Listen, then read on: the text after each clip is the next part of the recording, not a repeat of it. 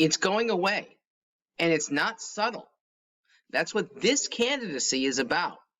Protecting, yes, the First Amendment, which the authoritarians over the last 2 years have eroded so greatly.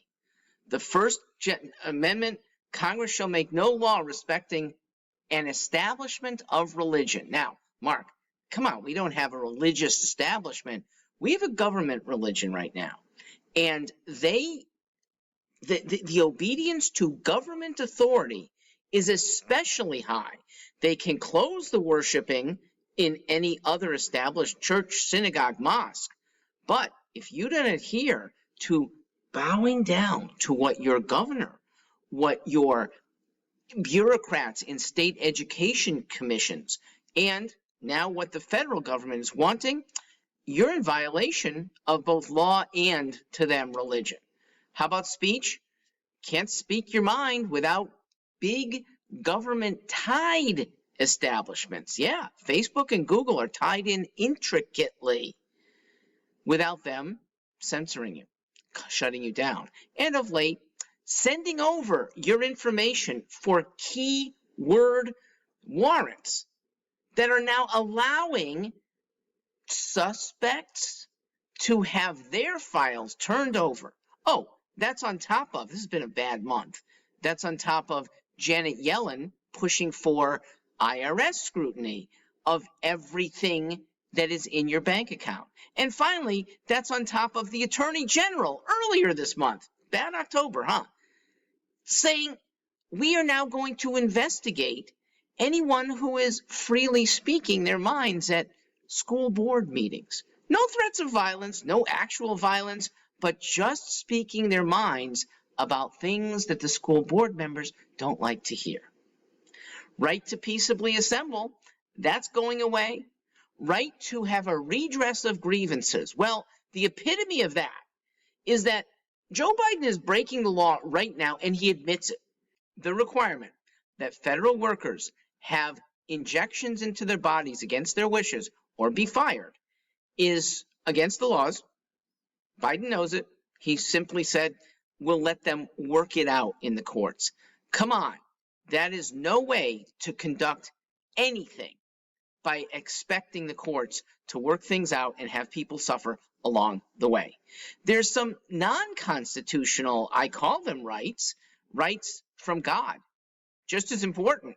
The right to work, the right to visit family members in the hospital, the right to educate your own child. These are getting effaced as well.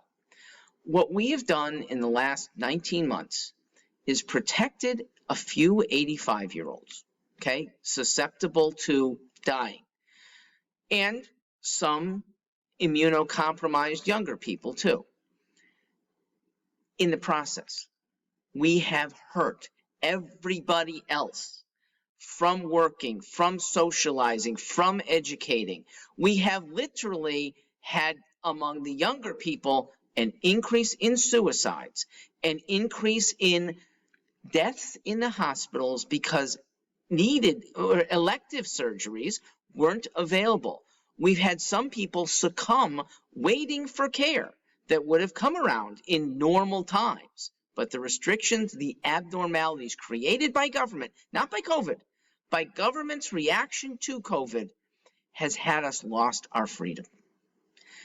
There's an argument, and let me hopefully dismiss it, that, some of the more restricted places were actually safer in the early months of the pandemic. Well, in 2020, San Francisco and Los Angeles were among the safer cities. Now, Los Angeles isn't really a city. It's a big area with tiny little enclaves of a few buildings and places. It's my favorite city for that reason. It's not a clustered.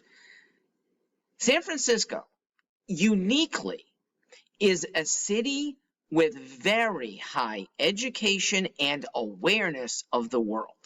San Francisco has a lot of Chinese people and a good number of Italian people. It's Italians who mostly established that city a century and a half ago.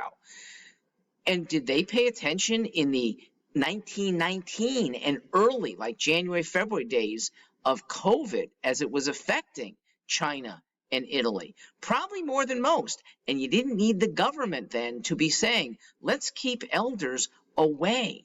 Let's potentially mask and even do face shields. Keep people away from harm. San Franciscans took that up on their own. They didn't need a Governor Newsom to say, do this at my command. And that's the whole point of my campaign and conservatives' mindset, that we're not stupid. We do things for ourselves and our communities that are wise. You don't have to command it. And in fact, as you in the government want to command, we have even less respect because those commands are typically politically oriented. We figure things out ourselves pretty darn well. It's you in positions of power that do what the worst city had, commanded those older, vulnerable people to be in nursing homes, the worst possible place for spread. It had the highest per capita, not just overall, but per capita rate of expiring older people. When government is in the way, and we know this, bad results ensue. People left to their own generally make very good decisions, and that's not just for themselves. We really are communal. Get out of the way if you're in government. That's the message we independents are telling you. I'm Mark Stewart, highly independent. You can see me at stewartforliberty.com.